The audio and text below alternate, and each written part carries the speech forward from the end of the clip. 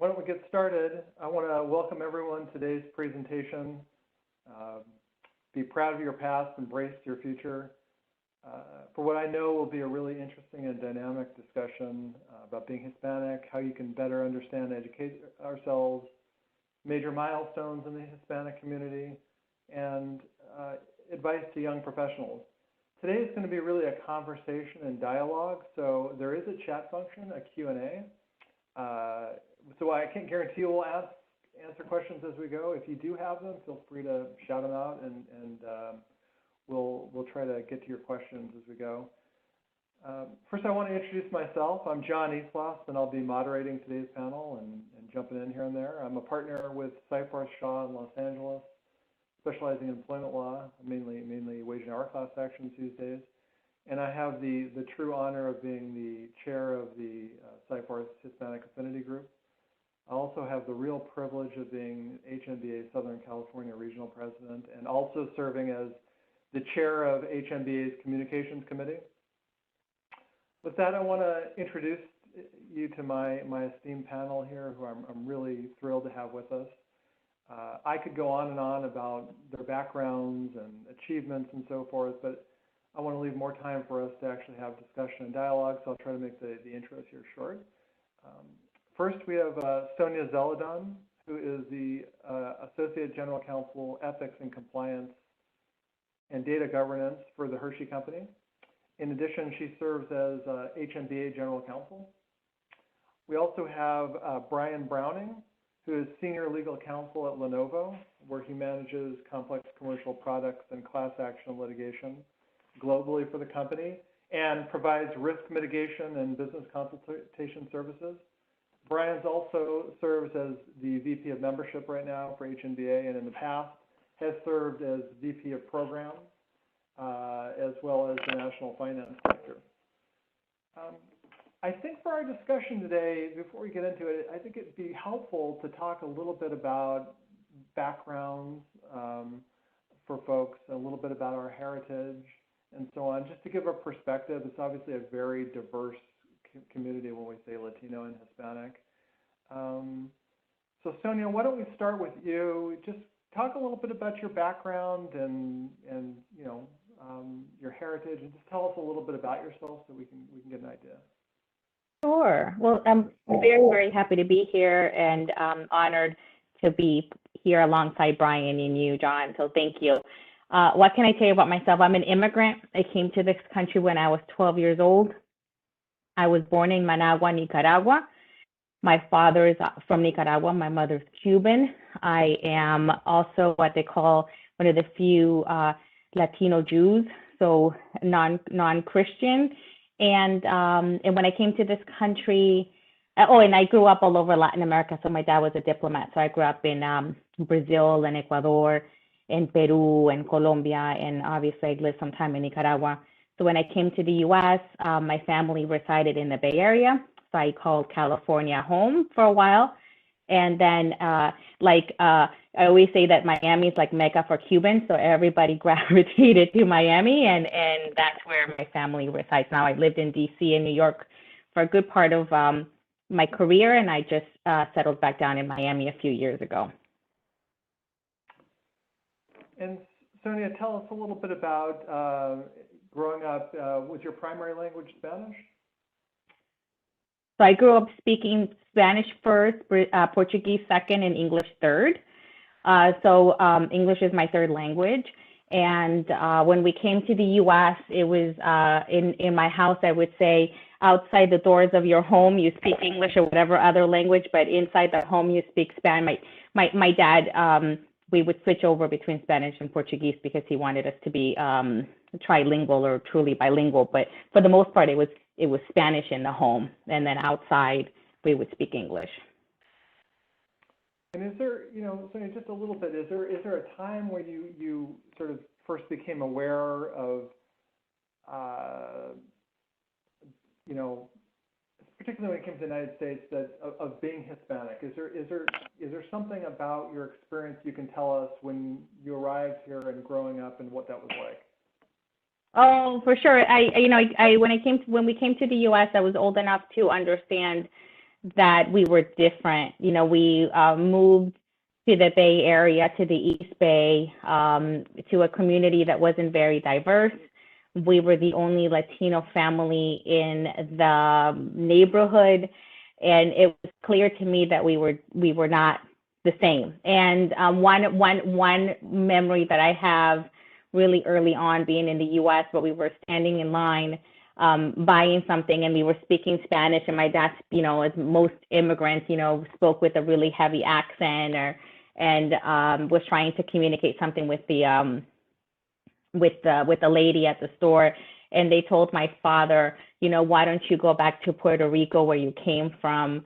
And that was my first, you know, we had been in my dad, you know, at least spoke some broken English. It's not like we came to this country and he didn't even speak any English. And I remember my face getting hot and getting all embarrassed for me and my family. But one of the things that I realized that right off the bat that people viewed us differently, right? Because we spoke a different language when we were walking around. My parents never spoke English to us to keep the language. So even we were a very Anglo community. Wherever we went, my parents were speaking to us in Spanish, and we would get looks and stares and things like that. So it was very, very early on as I came to this country that it was profoundly impactful, the fact that we were always different. And Brian, tell us a little bit about yourself along the same lines, where you grew up and a little bit about yourself.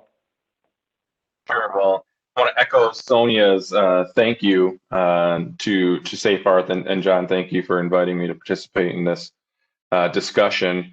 I'm a first generation U.S. citizen, but what many people are surprised to hear, oftentimes surprised to hear, is that it's not on the Mexican side of my family. My father is from Canada, born in Canada. And my mother was born in the U.S., and that part of my family, my mother's side, is all from Mexico. So I grew up in a small town outside of Detroit, Michigan, called Port Huron. And my map of Michigan for all the people, it's the easternmost city in Michigan. That was back, yeah, the easternmost city in Michigan. It was interesting growing up there. I had like many Mexican families, it was large. It is large, and in the town I grew up, I feel like I knew all the Latinos in the town because I was related to them, and I saw them at our family reunions and parties. But it was a unique experience because going to school, it was not incredibly diverse. So to your question of when did you realize that your experience might be different than others in the community, that was really it for me. As far as language, I grew up speaking English. For my mother, who she is first generation, she wanted her children to speak perfect English. And to the extent, and this is something that permeates some families, to the extent where she didn't want Spanish spoken in the house. And the Spanish that I learned is actually from my grandmother, who raised us a lot of the times. Who was born in Mexico and along with my grandfather, and did not speak the best English.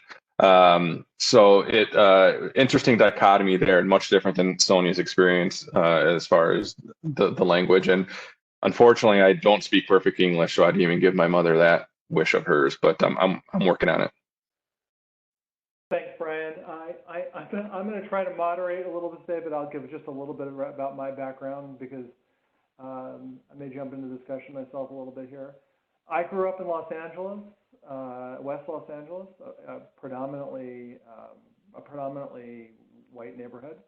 And my father is first generation Mexican American. My mother is of German origin. For me growing up,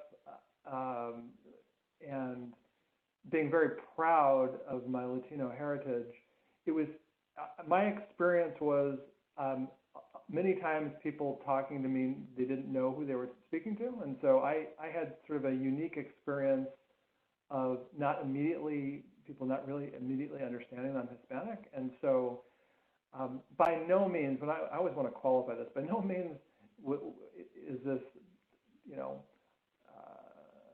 all non-Latinos or all the time. This is a vast, vast, vast minority of people. But I did hear disparaging things growing up that were said to me when folks didn't know that I was Latino.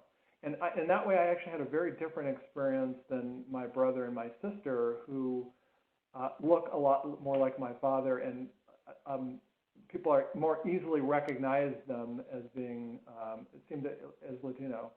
And that experience really, I think, shaped and formed some of my views as I became older and became involved and went to college and so on. But I think the first time I really realized who I was and how and that part of me was different, was some of those experiences of having people talk to me and not saying things in confidence sometimes that surprised me at times.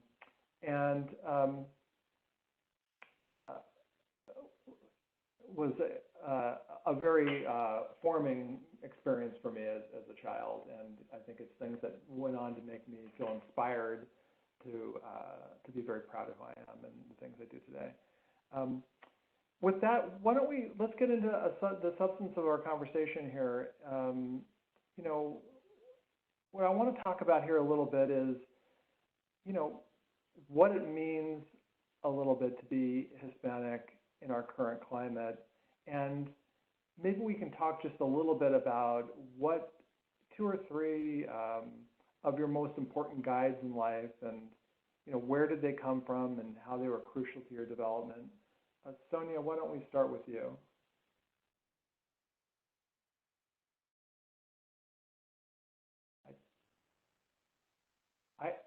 Yeah. Of course I'm on mute. Of course I'm on mute. I was saying something extremely profound and you didn't hear it.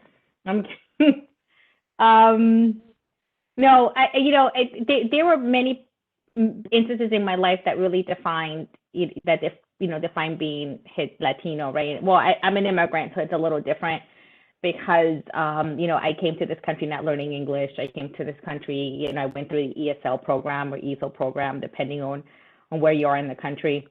And there was no denying the fact that I was different, right? And instead of trying to anglicize myself and try to speak English perfectly or try to, which I think it probably could be done. Instead, my shield was to overly emphasize the fact that I was Latina and I was different, right? I was always the one running into the room, being stereotypically Latin, right, as a shield to kind of this is me, that kind of stuff. And I went to school predominantly Caucasian high school. I went to college in the Northeast at an elite university that was, now it's way more diverse than it was when I was there. But there were, points in my life that I faced discrimination, that faced stereotyping and all that kind of stuff. But one thing I do feel is that whenever I would go and gravitate to other Latinos wherever I was to feel more comfortable and to feel more a member of a community. So I'm not sure I answered your question directly, but I think, I have a very different experience because, I think immigrants have different experiences than someone who was born in this country a little bit, because you can't really walk away from your identity as easily. And Sonia, was there a, as you've gone along, has there been an important figure in your life that's guided you or that's influenced you along the way? Yeah, my father, right? So I think my father has been a champion.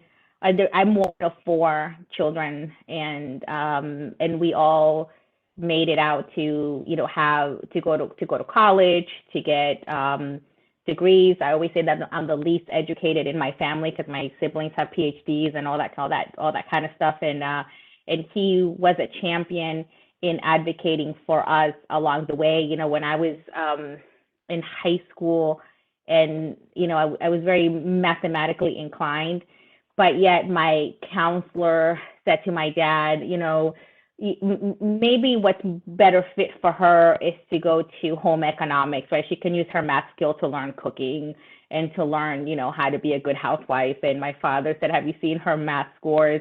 She needs to get into calculus. She doesn't need to be doing home ec. And those stereotypical peggings that were happening, or implicit biases at school, he was there champion along the way. When I was in college, and there were, a statement saying that people like you, meaning Latinos or immigrants, all of you are dyslexic or have some learning disability. My father was the one front and center advocating for me and in other situations with my siblings. So, and how he, faced discrimination because he's, much darker looking than I am. He speaks with a much heavier accent, and he, for better or worse, intentionally, we lived in places where the schools were better, and he really faced, and my mother as well, right? But faced discrimination and a lot of hardship, for the betterment of their children, and I think they're not particular or an exception. I think a lot of parents and immigrant parents do that for their kids, but I wouldn't be who I am without him. And Brian, I pick up on that home ec part because for me it came across as you need to develop more practical skills, whether it be in shop class or taking some trade things. And I come from a very blue collar family, like many in our community. I was the first in my family to go to college, obviously graduate college and law school.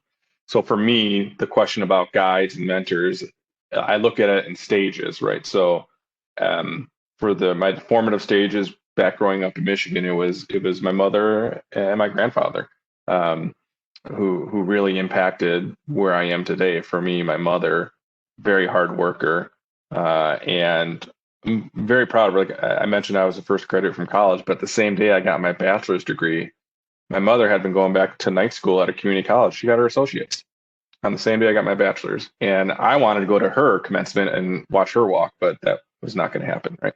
But I'm just very proud of the effort she put in. Similarly with my grandfather, English was not very good. He never fully learned to read, but he took reading classes into his 70s so that he could try to pick up the skill. And that rubs off on you when you see someone in your family putting that type of effort in to succeed in the country that they're living in. It really gives you some incentive or makes you want to succeed. So I went to college, and at every moment where I felt like I have no idea what I'm gonna do next, I have no idea how to succeed, where am I going? Because I didn't technically or frankly have the people in my family to talk to about what being a professional was, what going to graduate school meant. I feel like I lucked myself into being connected with individuals who were willing to pitch in and educate me. I clearly remember going to law school for the first day of orientation. I went to the University of Minnesota Law School, not from Minnesota, didn't know anyone there, just picked up and filled my car with my belongings and drove out to Minneapolis to go to law school, and showed up to orientation, not really knowing anything. And all my classmates, my peers, the people who I would be growing up professionally with, were already talking about law firms they want to work at and what they want to do. And I'm just trying to figure out how to get back to my apartment after orientation because I'm still brand new. I had no idea what was going on. I had no idea what it meant to be successful. And I was fortunate through the HNBA affiliate within Minnesota Hispanic Bar Association to get linked up with their mentorship program, which again, I didn't know about prior to going to school. And I got paired with a very successful private practitioner who was fantastic about meeting with me and really educating me on some of the ins and outs of networking and being professional and learning about the market and how to succeed. Things that I wouldn't have otherwise had the opportunity to learn or develop those skills without him taking the time to meet with me on a regular basis and be my sounding board. Similarly, as I moved into private practice and throughout the years, I've found myself through the HNBA getting connected with other individuals who have served as mentors and sponsors for me throughout my career progression and leadership progression within the organization.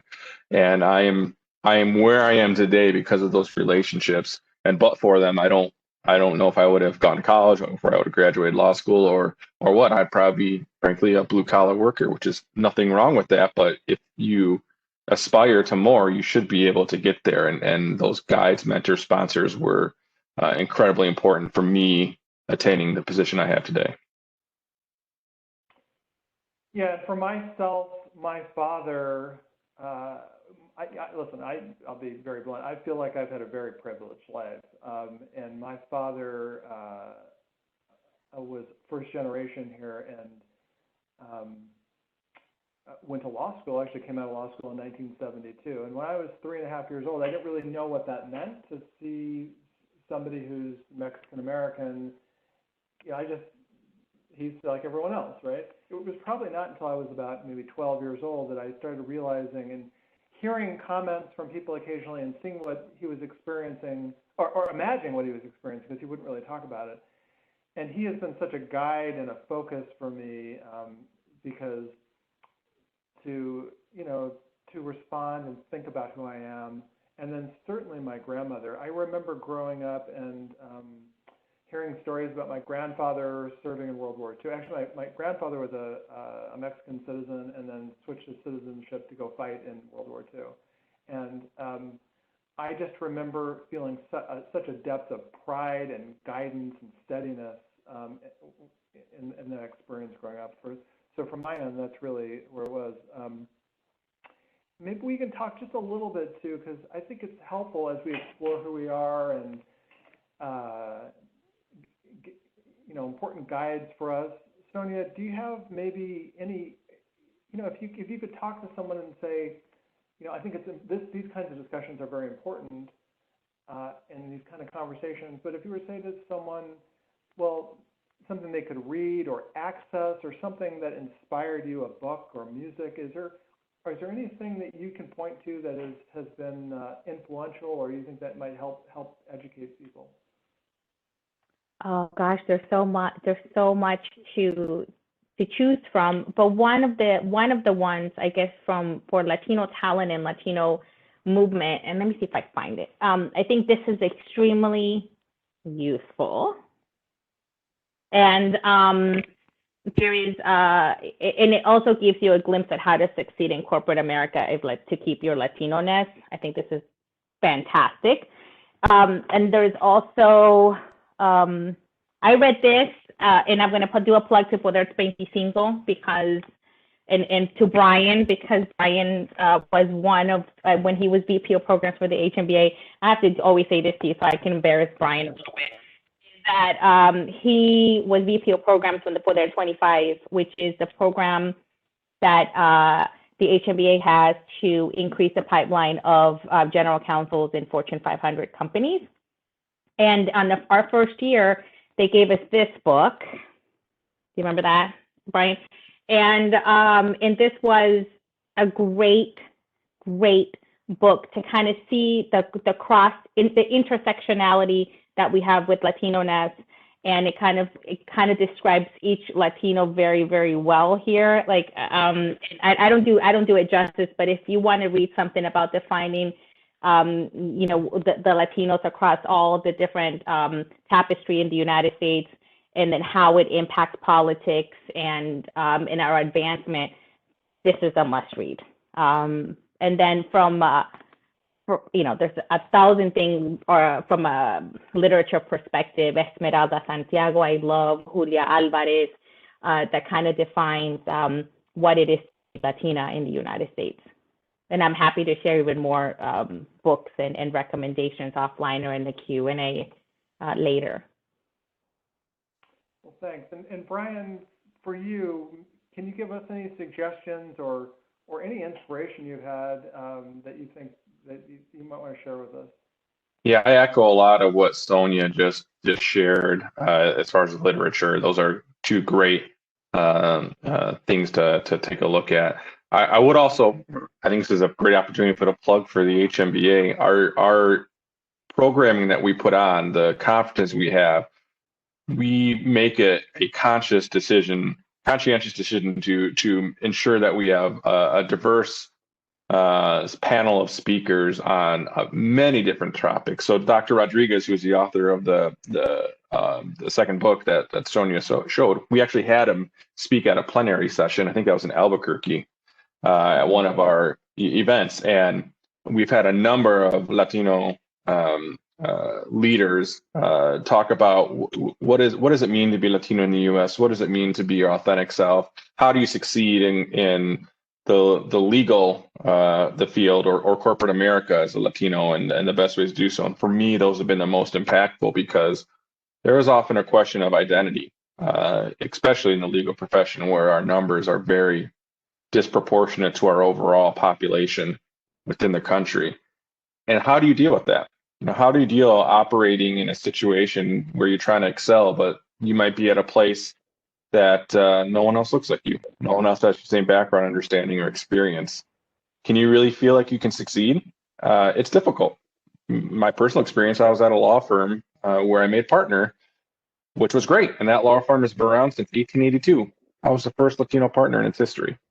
I'm very proud of that fact, but it's also a bit saddening, right? Because it was 135 years or whatever it was that took for them to have a Latino partner. Very respected firm, not a small firm, significant number of attorneys. But I was the first. And that's not, that shouldn't be the goal, right?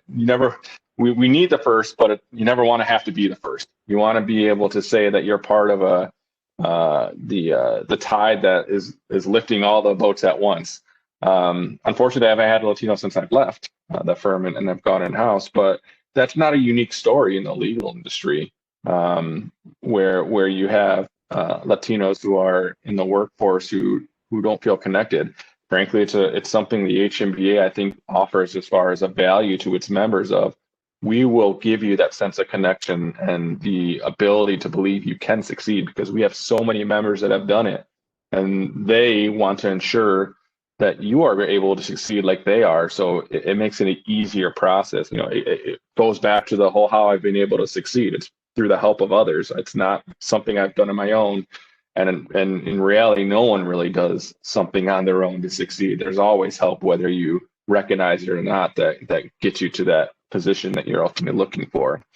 The question about music and things like that, we were talking about it. A lot of my experience, it's much more of the pop culture type experience. Growing up, Selena was, for me, the music I always listened to, and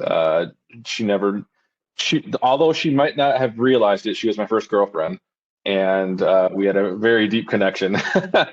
But same thing, as I mentioned, my grandma would watch me and my sister when we were younger. So honestly, watching telenovelas and Walter Mercado, and those are things that stick out in my memory of being in the country, because that was my experience through my grandparents and extended family.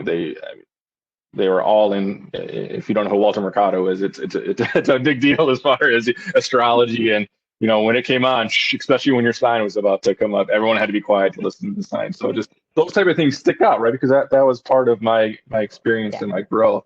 And frankly, those are the memories I treasure the most from my youth with my grandparents. Well, that's a very meaningful answer, Brian. I from my end, HNBA has been such a way to connect and learn about all Hispanic is many things, and learn about many cultures and really connect and have community. And other organizations too, like the California Minority Council program out here in California, has been really, really meaningful to be a part of. From my end too, musically, all of the wonderful music out there, I think there was a desire as I got a little older to,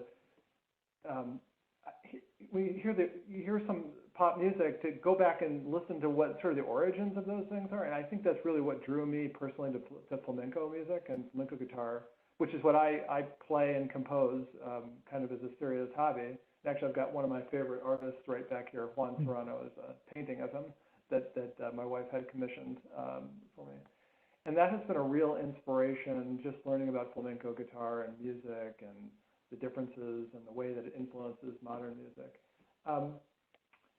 I'd like to hear a little bit from you all too about, maybe you can tell us an experience about where, could be anything, where you built some kind of cultural bridge or you had some meaningful discussion with somebody and what happened and how you felt like maybe that, contributed to something greater happening and understanding. Or you can give us an example where it didn't work out. And I'd be interested to hear those kinds of experiences of connecting and understanding. Sonia, maybe we'll start with you. Yeah, I had one where a boss of mine was a true believer in the bell curve, right? And we would have these discussions. And if for those of you who don't know what the bell curve is it's a book that came out, what was it, like the 90s or I think it was in the late 90s or something, that talked about a correlation between high IQ and race, and that IQ was passed down. This is a very simplistic explanation of it, but passed down through DNA, and that Caucasians in general had higher IQ than Blacks and minorities. That's the simplistic one of the co-authors of the bell curve, or a lot of his research went into that, and he happened to be my boss, and we had many conversations where he would say about colleagues of mine who were Black and Latino, that they weren't as intelligent because they were Latino, and I'd be like, hello, and he'd be like, no, you're the exception, you're different, and I'd be like, how am I the exception? And me trying to articulate to him how racist his comments were, how completely off base. There was one conversation I remember having that he said, smart people, breed smart children, right? And stupid people breed stupid children, and I'm like, I'd be like, oh my God. And that people were in poverty because they didn't have the intellect, right, to get out of poverty. That's basically the essence of these people who believe that. And it never went anywhere. I ended up leaving the job because I just couldn't continue to work with a person like that. But really, I tried data, I tried research, I tried, these people, how can you say that? And the people are victims of circumstance. It's not because they don't have the will, and systemic racism, and it made me realize that there are people that you will just never change their mind. They will be who they are. They're going to have their racist, xenophobic views, and you can't change them. And you just have to either accept them or get them out of your life. But they really, no matter what you say or what, 2020 is a perfect example, right? No matter how many facts you put in people's face, they will believe what they want to believe. That was a really profound experience really early in my career. How about you? All that fake news, Sonia. Fake news. And Brian, tell us a little bit. I mean, what are your thoughts? Have you had any experiences that you think might be interesting along those lines to share with us? Yeah, so one, I'm amazed by what people say around me. I have an Anglo last name, and that I feel that gets me in the club sometimes for terrible remarks getting dropped in my lap. So I find myself frequently reacting, but usually not with stats and data. Usually it's just being incredulous and pointing things out to people who I try to give the benefit of the doubt, maybe don't realize what they're saying. But for me, the example that really sticks out in my mind is I played a sport in college, and all of my teammates were Anglo, and there was the team had a house, right? And every year there was a party that they would have, and it was a Cinco de Mayo party. And as you can probably imagine where this is going, all of my Anglo teammates would dress up in what they believe to be their festive garb, and have a big party, which just what they would wear was offensive, frankly, and then how they would react to stereotype what they believe people from Mexico be as they were celebrating what they believed to be Mexican Independence Day. So it was partially an educational experience for them. But I objected when I first learned about it, and I told them why I objected, and shared how it impacted me. The fact that I am Mexican American and I've never worn what they're wearing, and frankly, it's a little bit offensive that that's what you would think something like a Cinco de Mayo might mean to someone who has Mexican ancestry, because that celebration for my family was much different. So as a result of that, they stopped it, and I mentioned this in our prep call, and I did not follow up yet, but I'm curious to check back in. For the 4 years I was in undergrad, they didn't have that party, because it was an annual thing that they were known for. So I do want to check back in just to see where that's at, if it came back. But it's a crystal clear recollection I have, and frankly, for me, it took a lot to speak up, especially when I was either 18 or 19 the first time that I came in front of me, and I wasn't that vocal as far as sticking up for myself and being a defender of the Mexican American culture that I had grown up experiencing, because I had to. It was the first time really it was presented to me as, what are you going to do with this situation? How are you going to react? I'm proud of how I reacted and the fact that I did, but I think it would have been really easy to just go with the flow, because it's easy, it's easier, it's simpler. There's less conflict, but it really sticks out in my mind as probably because it is the first time that I've had to kind of stick my foot in the ground and take a position.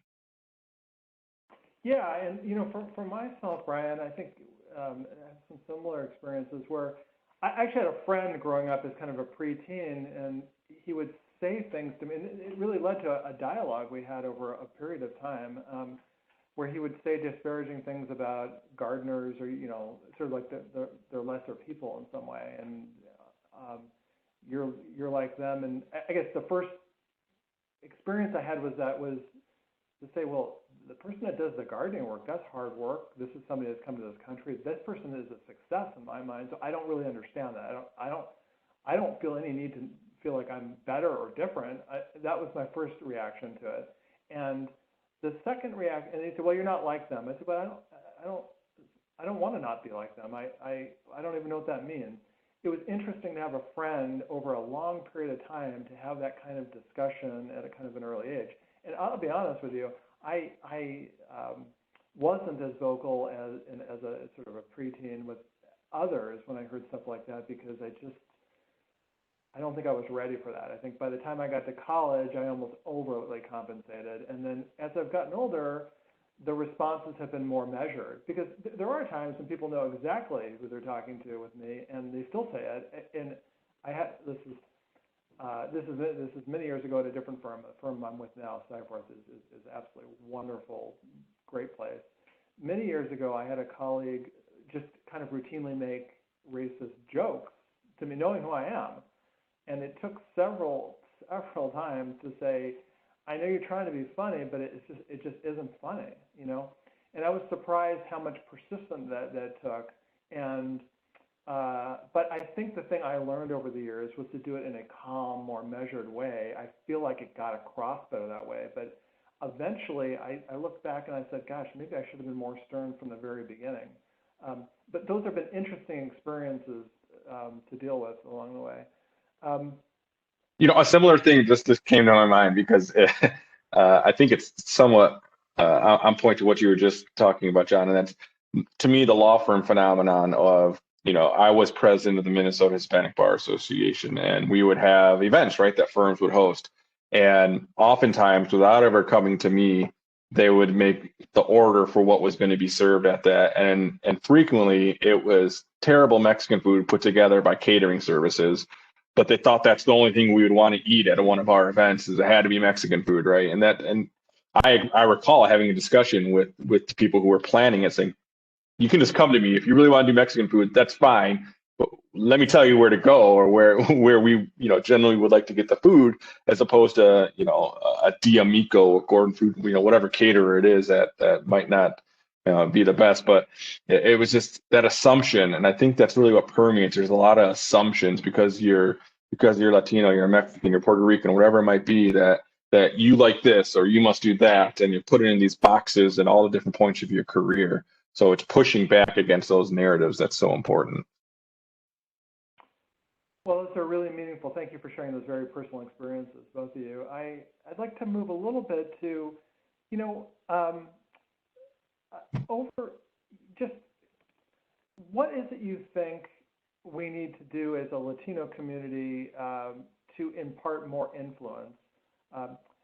Feel free to share if there is a particular influential achievement you think that the Latino community has achieved. But moreover, what is it, do you think, is one of the things that the Latino community needs to do to move its cause, to recognize it and improve its influence? Sonia, why don't we start with you? I think you might be on mute. I'm really passionate in trying to unite the Latino community. I think we are really strong in numbers, and we do ourselves a disservice by dividing ourselves by keeping the nationality focus and not come to the United States and say, okay, we are Latinos first, and then wherever our parents happen to be second. And I feel that we're still on the flip side of that, right? That we are Mexicans, Dominicans, Puerto Ricans first, and really hone in on that identity and those specific issues, and tease out the differences, as opposed to embracing our commonality that we have, and be a stronger force. I always compare it to Jewish Americans in the United States, right? Who are their tapestries from all over the world, complete different languages, different ways of growing up, everywhere. You got Ethiopians, you got Europeans, you got Latins, you got everything, but they have a common objective, a common political objective, a common, the soft tissue that connects them, and they become a really strong and powerful block. And I feel that we need to kind of find that. We need to find that connective tissue to connect us. I mean, we're 18 million people, right? We are really strong in numbers. We are an incredible consumer force. We're an incredible diverse community, and yet we do not have the political clout.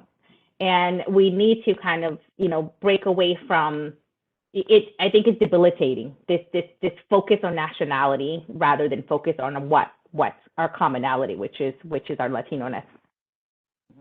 I don't know, Brian, what do you think? I've been thinking about this a lot. To me, it boils down to three themes in my mind, right? Advancement, advocacy, and ascension. But I agree first and foremost with everything Sonia said, right? Numbers are power. And to have that influence, we need to be organized as a group. Other affinities or communities of color have done a better job at it, and frankly, they've seen results from that organization that we have not seen in this country. I agree with everything Sonia said about oftentimes people in the Latino community identify first as being Mexican, second as being maybe American, and third as being Latino, right? Who knows where that falls down the line, but it's not the first thing that comes to mind, and that it separates us and dilutes our ability to really make a change. So when I talk about advocacy, there's a question in the chat about what is the HNBA. And to me, HNBA stands for Hispanic National Bar Association. It's the largest bar association representing the interests of the Latino community, both the legal community and also the Latino community at large. And one of our key charges as an organization is to be an advocate for the larger Latino community. And we do that in a number of ways. First off, we have our annual Advocacy Day program where we actually go to the Hill in DC and take a platform of issues that we believe are important to the Latino community, and that we go and meet with decision makers to push those initiatives forward and those issues forward and have some real interesting discussions, because frankly, we meet with both sides of the aisle. So you can imagine how some of the discussions about, hey, we need more Latinos in the judiciary go with one of the parties. But it's important still to have those conversations, to know that there are people out there making sure, not making sure, there are people out there keeping track of what's happening and holding administrations accountable. And the other thing that we do, which I think is a great initiative, is called CBAC. It's the Coalition of Bar Associations of Color. And it's the HNBA and the NBA and the National LGBT Bar, NAPABA, NANABA. I'm probably leaving one out, but all the national affinity bars get together and have a common platform that they then go and advocate in Washington, D.C. with the leaders on the Hill. And that is incredibly powerful if you think about a common platform amongst all legal bar associations of color. It amplifies your voice, and there's been significant returns on those efforts. But it goes to the greater point of we need more, right? We need more Latinos to become leaders. We need more Latinos to go to college. We need more Latinos to get degrees, become lawyers, become professionals in tax and industry and manufacturing and all. We need to permeate everywhere so that our sphere of influence increases proportionally with the numbers that we have that are increasing in the country. And I think only then are we going to really be able to see the type of change and embracing of our community that we all really want to have happen. I full-heartedly agree with you, Brian, and I think participation in our organizations and coordinations with others is really important, and it's a real passion of mine, and HNBA is just wonderful. You know, I know we're running down on time, so I would like to kind of turn a little bit to another topic, which is, I think, related in a build-up to what we've already been talking about, which is, you know, let's talk a little bit about advice to young Latino professionals trying to break into their careers. You know, let me start with you, Brian. Any advice you could give, including, you know, if you could talk to yourself 10 or 20 years ago, what would you do differently? Or what kind of advice could you give to a young professional? So there's the inspirational, and then there's what I would call the real talk. So the inspirational would be, you know, you can do this, right? I think, you know, for me personally, and for a lot in our community, especially when you feel that, or when you are the first in your family, you might feel like you don't belong, and that everyone else is just so much more qualified and better suited for success in the legal community. And they're going to be the partners, they're going to be the judges, they're going to be the general counsel, and that's not me. And I think that is amplified, especially again when you're the first in your family having all these experiences, when you look in the industry and don't see many people that look like you, right? When you work at a firm and there's no Latino partners, when you work within a district court system that has no Latino judges, or there's no companies in your town that have Latino GCs, how can you picture yourself being there, right? It's hard to place yourself and say, I'm going to succeed, and I'm going to be the one who does that. That's a Herculean task, seemingly. So I would counsel myself just to have more confidence, especially at the early stages of my career, when you feel like at least I felt like you don't know what you're doing every day. You feels like you're just trying to avoid malpractice, right? My goal is not to commit malpractice today, and it's a successful day. But have more confidence, because I do now know that I have skills and a lot to offer, and am a successful attorney. My real talk is watch out for yourself, especially if you're in a law firm. Some of the advice I would get as a younger attorney is just keep your head down, keep your nose to the grindstone, bill, churn, and you'll be taken care of. Your career is going to go great.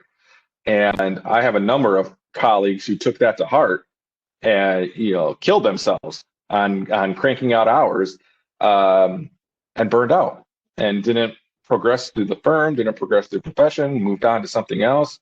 that advice does not work. And I think it's one of the biggest issues that communities of color face, attorneys that are parts of community of color face in ascending through the profession, is they buy into that and they don't look out for themselves like they should. It's your career. You have to have the focus on what you want in your career. If you want to be partnered, no, it's not just going to be because of the fact you bill a ton of hours. There's going to be a significant amount from the connections you make, the network you build, the presence that you have that you've developed over the years. So I would just really advise to young attorneys that they take hold of their career and listen to more people about get guidance to more people than just those that you work with at your firm or company or wherever you might be. That's important advice. And Sonia? Yeah, my advice to young people is a twofold. You know, aspire to be, you know, shoot for the moon, right? So you can land somewhere in the stars. It's like, I think it's an Oprah Winfrey saying, but I really take it to heart. You really need to aspire for more. You know, don't settle for what you think is easy, and it's easier than said than done. And get mentors and sponsors. And there's a difference, right? Your mentor is going to be your kind of like your that the person who's yes, you got it, you can do this, and yes, you know, and maybe this is the way to write, and this is the way to do things. But the sponsor is the person who's going to open doors for you, and you need to have both. And especially, and my heart is on Latina women and Latino lawyers and Latina professionals, because we are in the bottom of the barrel when it comes to numbers. We are at the lowest. We have the lowest attainment in all stratospheres within the legal department. Fine. So there's not a lot of us.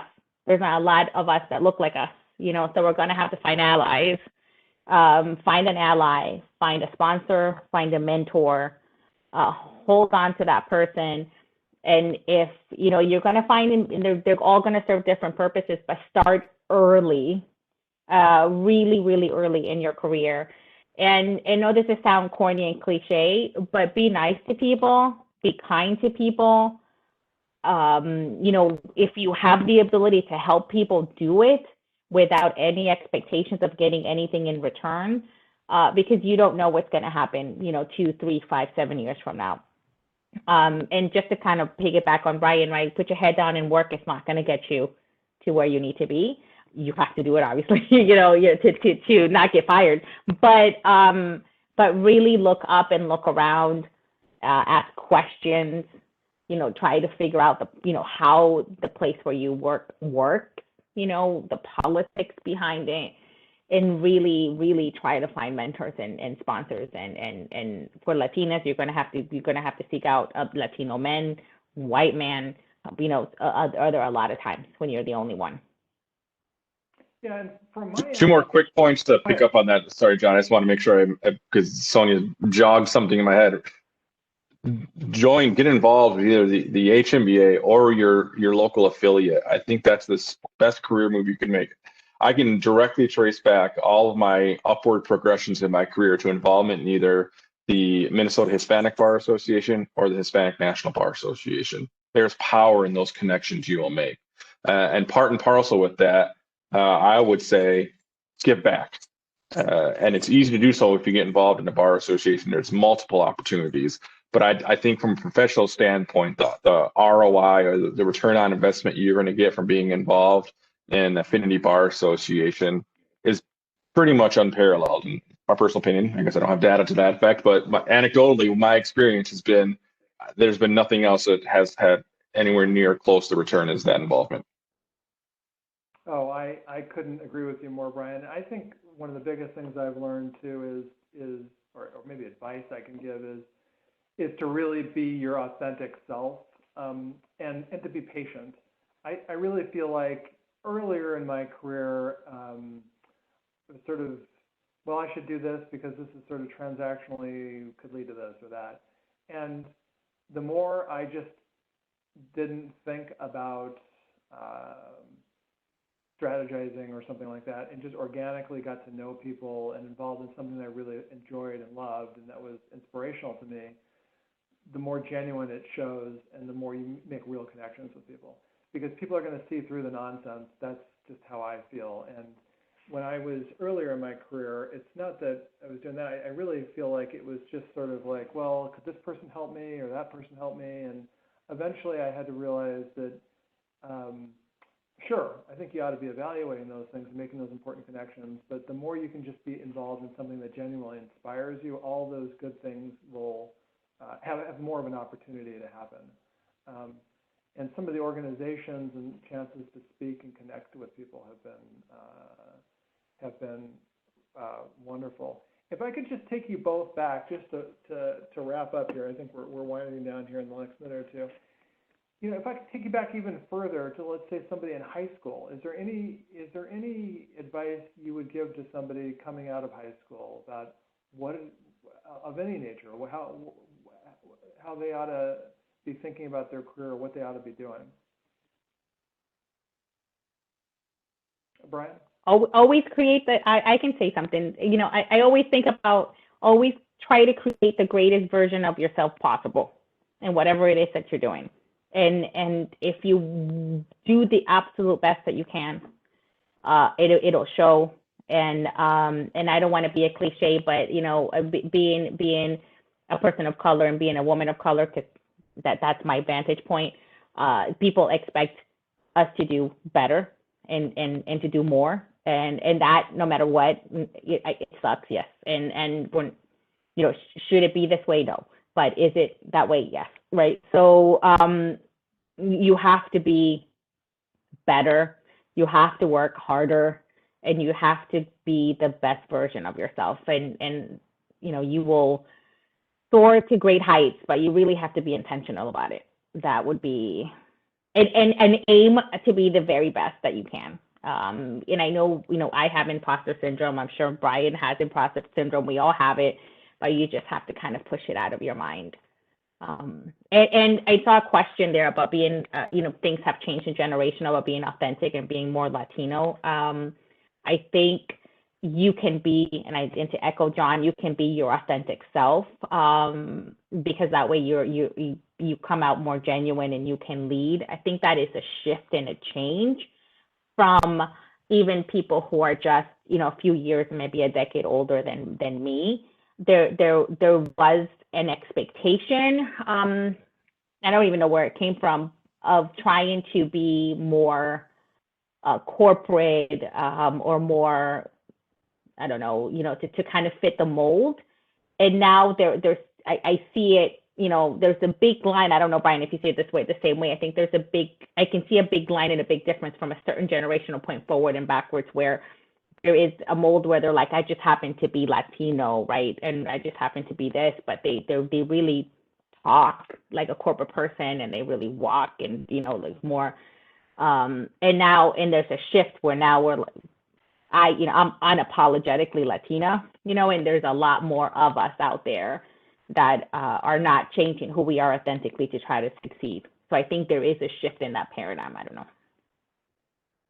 Yeah, I echo. I feel very much the same as Sonia. I would just tell myself or whoever, go for it. Whatever you want to do, just go for it, right? I mean, it's kind of the holistic, you have one life and it's short.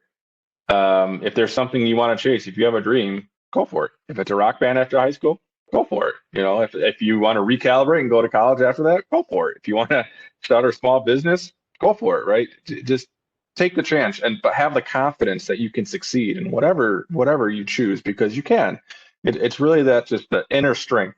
You know, if you could just give a pill to somebody to grow all that inner strength and confidence that they need to take the chances and pursue opportunities, that would be what I would want to instill in the younger generation, is keep going for it. And I think, you know, we talk about millennials all the time. I think that is kind of becoming more the norm of that self-confidence. I think a lot of it is being comfortable in who you are and your authentic self. You know, I'm not one who's ever going to be able to have a deep conversation about Mexican poets. It's not my background understanding, and I'm okay with that. But if you want to talk about 1980s Tejano or cumbia artist, okay, let's go. I can have a really good conversation about that, because that's a passion of mine, and I'm comfortable with that being who I am in my Latino experience. So At the end of the day, just go for it. Take the chance. Well, thank you both. I think we're just about out of time here now. I really thank you, Brian and Sonia, for a very meaningful discussion. I hope our audience enjoyed it today, and thank you, and thanks for everyone for joining today. Thank you. Thank you. And connect maybe via LinkedIn. I'm more than happy to serve as a mentor to help out any questions or anything if you want to take this a conversation offline or something.